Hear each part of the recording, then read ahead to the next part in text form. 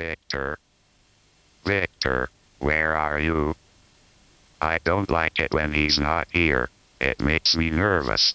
Still, if he's not around, I shall seize the moment. Hello, welcome to Professor Stephen Hawking's TV Offal. Sing along with me, as I give you my impersonation of Pavarotti, performing Nessun Dorma. Cough, cough. Nessun Dorma! Get off, Hawking! Roll the titles!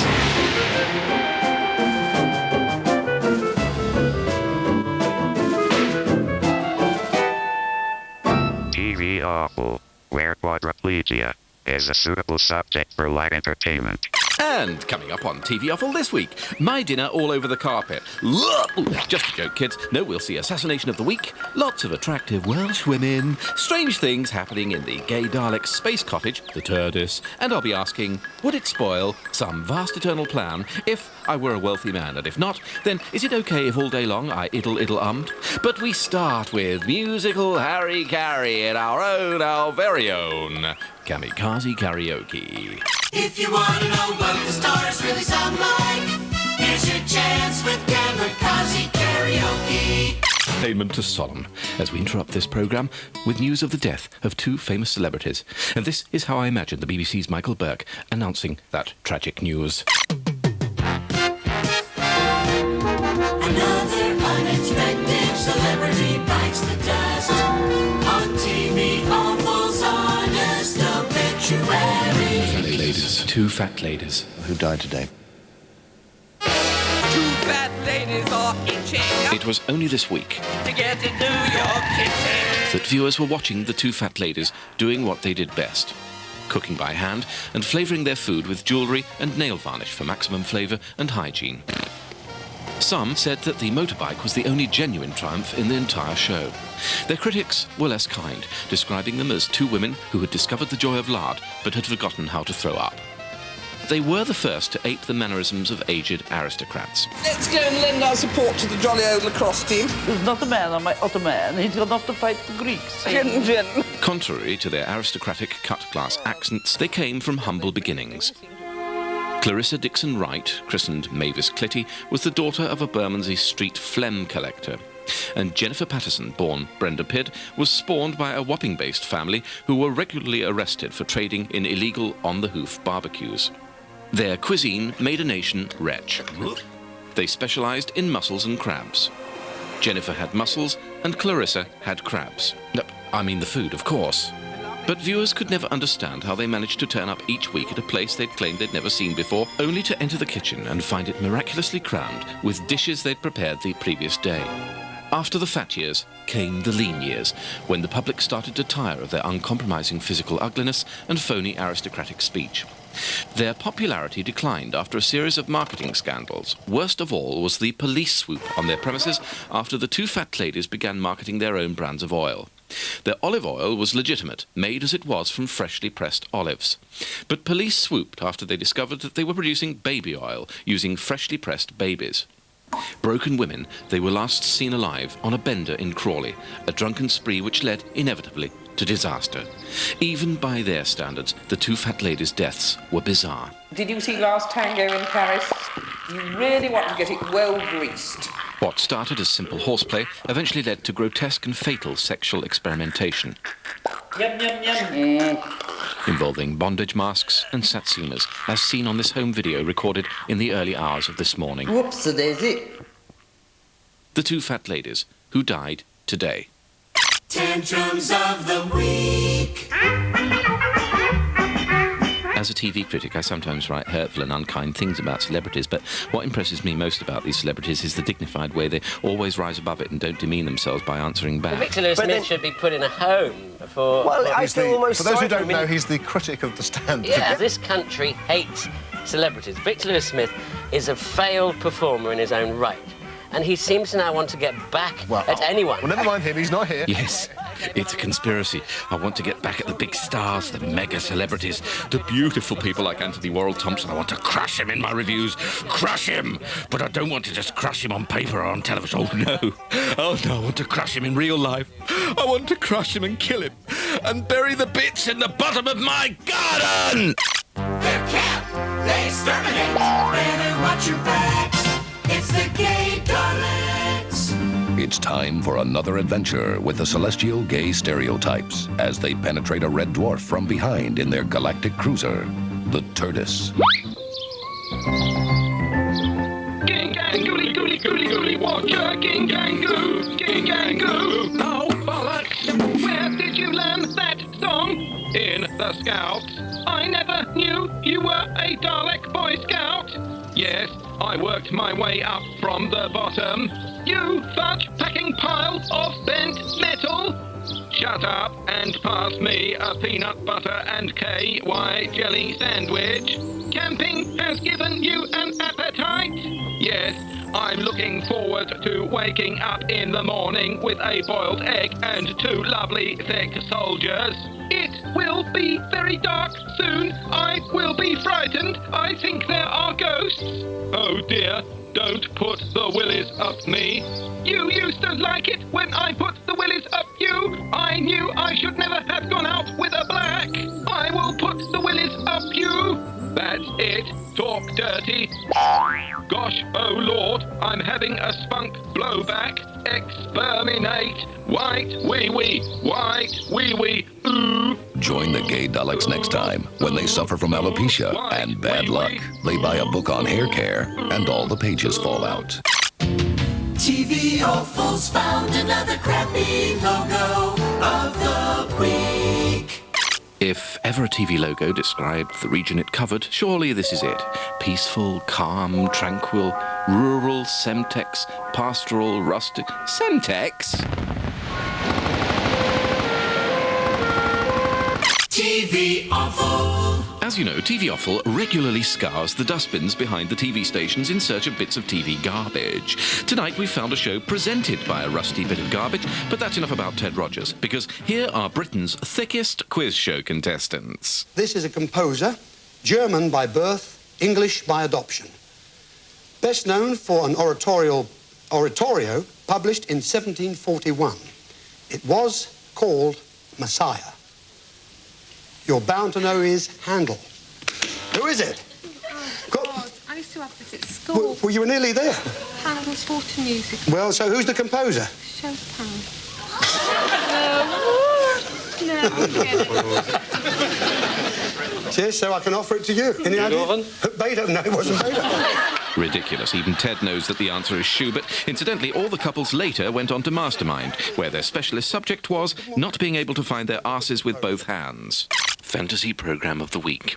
What if Roy Walker, raconteur and shit, and presenter of the family show Catchphrase, had some Spanish fly dropped into his tea and suddenly acquired a filthy mind? Want to find out? Then, oh, this is bloody ridiculous.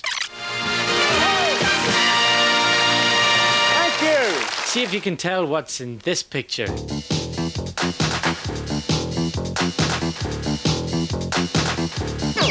Oh, I'm afraid you're out of time. The answer we were looking for was hung like a mule. All right, ladies and gentlemen, here's one you can play at home. See if you can tell what's in this picture. Oh, I'm afraid you're out of time. The answer we were looking for was Arse Bandit. Assassination of the week. Did they live or are they worm food? This footage of President John F. Kennedy at Dealey Plaza in Texas was taken by Mr. Zabruga in 1963. I can hardly bear to look. It's so dreadful. There's no backlighting, he's not holding the camera steady, and he should have used an f8 exposure and a 400 ASA film to ensure a fuller depth of field already. That film was very badly shot. But was the president badly shot too? Is he now impersonating a doornail? Did he become a professional poppy pusher-upper? In short, was he worm food? Find out after the break.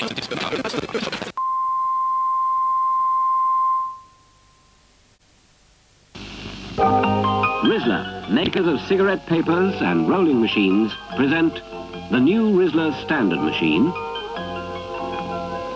the equally new Rizzler Luxury Machine, and of course, your Rizzler Daily Papers. Rizzler Rolling provides the discerning smoker with the opportunity to make his own cigarettes the way he likes best. Rizzler Rolling gives you freedom of choice. There are 4 different Rizzler papers. Green for machine rolling, red or blue for hand rolling, and for a different flavour, licorice papers. When the tobacco's in, insert the paper, moisten it, roll it a little, and there's your own custom-built cigarette. And this special lever allows you to roll them thick or thin.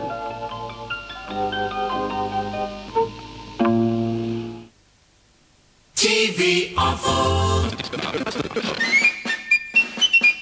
Chuckle. Before the break, we asked why Mr. Zeebrugge had let his camera jiggle around like this. And we also asked if President Kennedy had been cranially ventilated in a can't-be-president-anymore sort of a way. Conspiracy theories abound. Some say the president had his brains blown out by an assailant. Others say the president had placed an exploding bullet inside his own brain and cleverly committed suicide while making it look like a shooting. However, I now know that the president merely sneezed, and that what was considered to be brain matter was, in fact, presidential mucus. Isn't it obvious? JFK was so mortified to see his snot smeared all over his wife's party frock that he merely feigned his death to spare her further embarrassment. Ever the gentleman. Apropos of nothing. This is BBC One. Back in the 1960s, everything on television was in black and white, including snooker, which is why snooker looked like this. So far, he's cannoned off the grey, he's snookered the grey behind the grey, and he must pot the grey. But if he rebounds off the grey, the opponent's grey might snooker his grey, and oh dear. Also, apropos of nothing, back in the early 1960s, there was no overt sex on television, and all eroticism had to be performed in code. Put those 2 facts together, and you have The black and white minstrel show. a bit of harmless light entertainment for elderly spinsters in Pinner. Not on your life. No, you don't have to be Sigmund Freud to realise what this was all about. Frizzy-haired black men with huge lips and big bulging eyes, spooking as they danced with a troupe of southern belles. Look! Sometimes you could even get 2 racial stereotypes for the price of 1. I'm no sociologist, unless you count the PhD in group Gestalt theory and the 7 years I spent studying with Berger, but my theory is the programme was a gentrified version of a misplaced fear that was rife in Britain in the 1960s. That black men would come over here and bang the living daylights out of our white women with their huge members, which, for the millions of nervous middle-aged spinsters who watched the show every Saturday, was their worst fear and their greatest desire. Why?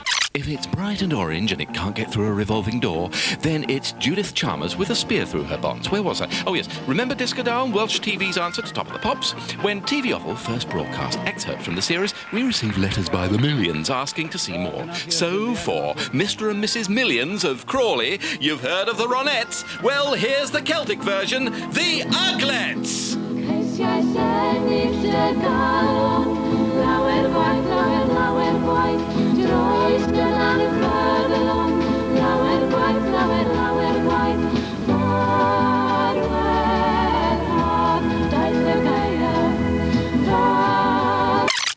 When you fly away on your holiday, careful not to pack your bags with weirdo things.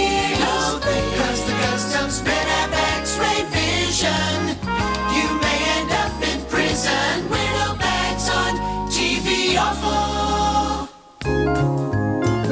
I'm going to read this very quickly because it's the least funny bit in the programme. This week, TV Offal goes to Sontica Airport in Bilbao, where the conveyor belt has a weirdo bag containing a 13-inch vibrator and a mackerel, found in the bag of a Senor Miguel Rodriguez, who also had a second bag full of false teeth. Why on earth would anyone take 40 sets of false teeth to Spain? Perhaps he was hoping to join the upper set. And so we salute the men in uniforms, rummaging through our private things for their own personal pleasure. But remember, as they always say, it's for your own safety. Kamikaze karaoke. I've not been feeling myself lately, ladies and gentlemen, which is why I decided to try some alternative therapy. I've been trying that one with the, where you stick the needles in all over your body. You feel really great after. What's it called? Acute heroin addiction. That's it. No, I'm only joking, teenagers. In fact, I don't take drugs. But too much reality can have dangerous side effects, which is why this is how Bob Marley sounds to me. We are jamming. See, I want to jam it with you. We are jamming. We are jamming. And we hope you like jamming too.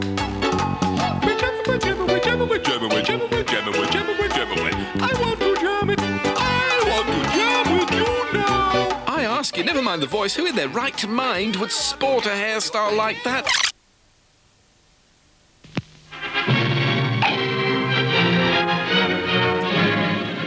Toast is the bride in a gown from the Jean Miller Bridal Salon. On that special day, we'll dress your little lady to look like a princess. It's Sunday morning across the nation.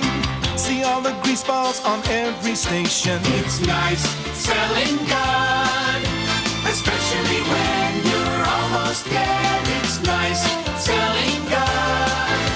Forget the garden, sell God instead. Fading stars whose careers are over end up co-hosting with Jehovah. Blow your horn and shake your tambourine. Bang on your dialysis machine. 'Cause there's a place for you when you die. The program scheduled in the sky. It's nice selling God. So nice. Your career was lost, but now it's found. It's nice selling God. So nice. With the ugliest bunch of flockers around. But now we must stop, 'cause our lawyer says that God will sue. Full of the Holy Ghost. By the way, do you know what you get if you cross a Hell's Angel with a Jehovah's Witness? You get someone who knocks at your door on a Sunday morning, tells you to fuck off and headbutts you. But that aside, we've seen about everything this week. But frankly, I'm just too lazy to show you clips of stuff we've already shown. You should have been paying attention, audience of drunken student, deadbeat, layabout scum. Get out of my life, you malodorous bone idle. Change his tone of voice to smarmy, because I've just remembered the spin-off videotape and the potential advertising revenue. But let me leave you with a bedtime image of babies chewing razor blades as I cause more unrest. Well, we have a sort of establishing caption, 4 a.m., 4:15 a.m., Derek Nimmo's house. Light goes on. Picks up the phone.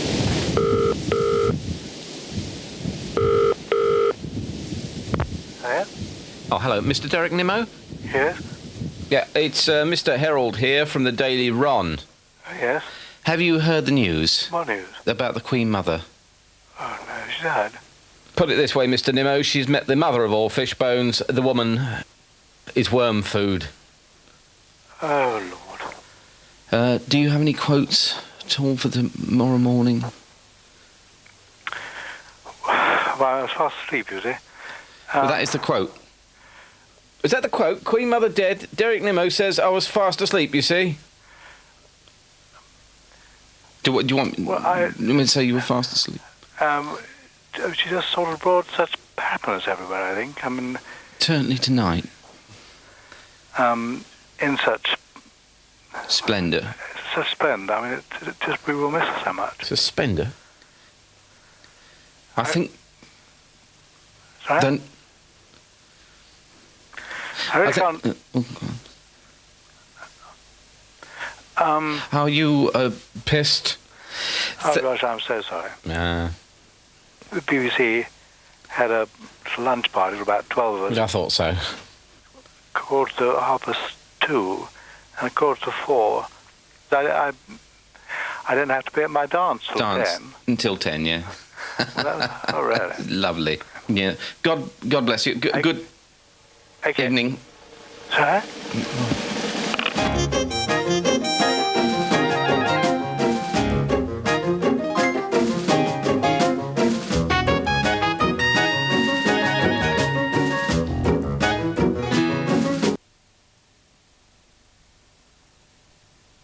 Close it up. Sorry to interrupt the closing credits.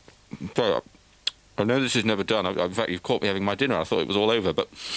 Well, you'd hardly believe it. We've just heard news of the death of yet another famous personality. And this is how I imagine Michael Buerk making the tragic announcement. Another unexpected celebrity bites the dust. On TV, Offal's honest obituary. Nigel Kennedy. Who died today? It was only this week that Nigel Kennedy was doing what he loved best, displaying his extraordinary mastery of violin technique while simultaneously maintaining the highest standards of etiquette, decorum and social protocol. Monster, man. Listen to this. Some said that he was a tone-deaf, superannuated punk rocker who'd made a mockery of classical music but didn't even look as good in a wet T-shirt as Vanessa May. His critics were less kind. They said he was simply Gary Rhodes with a violin and wondered how it was that a boy who used to talk like this... But when it came to the time when I had to make up my mind which I was going to play, I wanted to play the violin. ...grew into a man who talked like this. Because I've done it for 20 years or something. And then, like, when I started hanging out, like, with... Born Ken Neddy, Nigel Kennedy was raised by parents so refined that his mother made even the Queen sound like a slut. Well, since I've known he's really got some talent, I thought he ought to go to one. After studying for years at the Yehudi Menuhin School, he faced the exciting future that awaits all graduating violinists, spending the next 40 years being 43rd violin in the middle of sodding nowhere Philharmonic. It was then that his agent advised him to wise up and dumb down by buying a football scarf and playing gigs for the sort of clueless teenage audiences who think the Four Seasons is a pizza topping. In short, he contracted what doctors call common touch syndrome. But then came the day when he announced that he would no longer play music by decomposing composers. His announcement was given added gravitas by the reference to it on BBC News. Nigel Kennedy, who's introduced millions to the works of Beethoven, Vivaldi and Brahms, says he won't be playing any more dead men's music. And would, in future, only perform pieces by living musicians, like, say, the extremely undead Jimi Hendrix. The classical world was shocked, but got over it in about 3 seconds and forgot all about him. So, a few years later,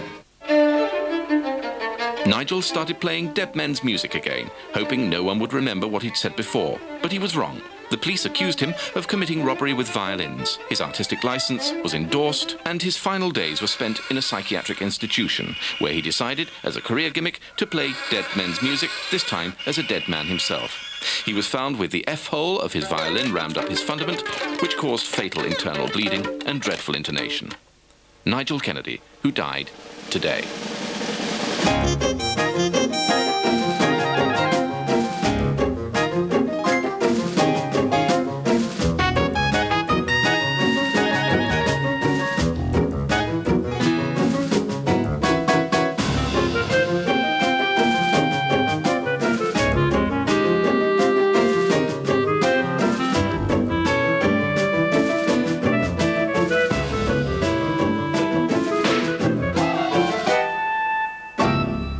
Oh yes, and catchphrase, I forgot. This is how it still seems to me. Well, ladies and gentlemen, it's time for another catchphrase, and Mr. Chips is in this one.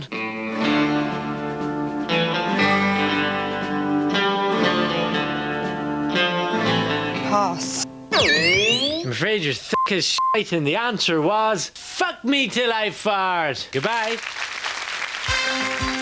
Another swell TV show from Associated Rediffusion.